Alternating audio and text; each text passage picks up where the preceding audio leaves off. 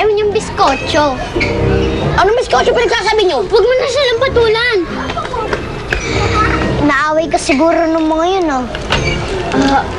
Oo, pero pinababayaan ko na lang sila. Kasi malapit na ako umalis dito.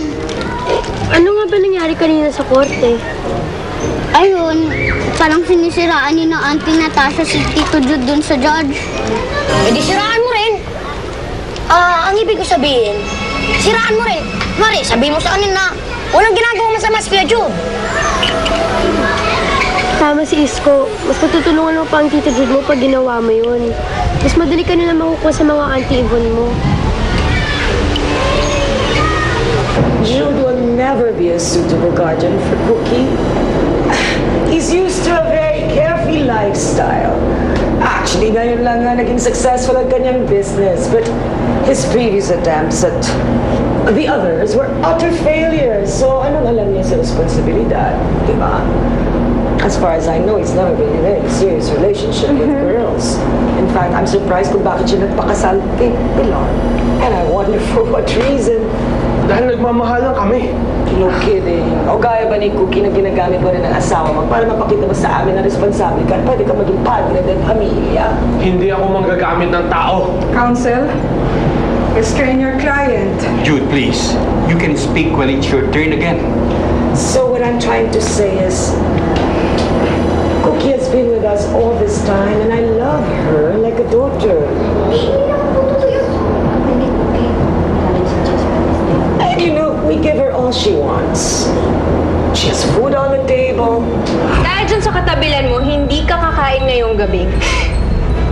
Narinig nyo?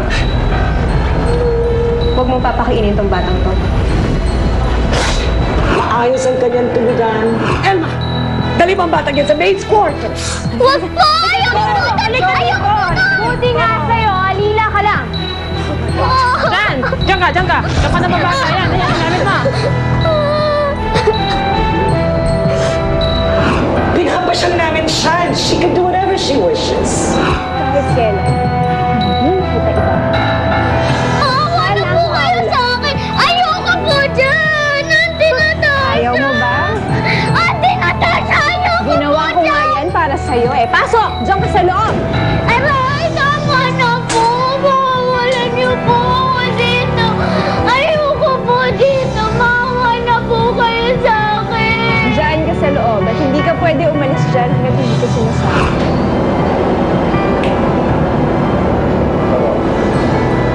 Kaya ako, mahal na mahal ko si Cookie. At ikamamatay ko kung mawawala sa akin ang aking pamangkin. So, Judge, I ask you for your consideration because I will truly appreciate it if you would grant me custody over her. I am more suitable as a guardian than Jude Cruz. Eh di siraan mo rin. Ang ibig ko sabihin, siraan mo rin. Mari, sabihin mo sa anin na walang ginagawa masama si Kuya Jude. Tama si Isko. Mas matutulungan mo pa ang Tito Jude mo pag ginawa mo yun. Mas madali ka nila makukuha sa mga Auntie Yvonne mo. Nagsisinungaling po siya! Nagsisinungaling po si Auntie Yvonne, Your Honor! Lahat po ng sinasabi niya hindi totoo!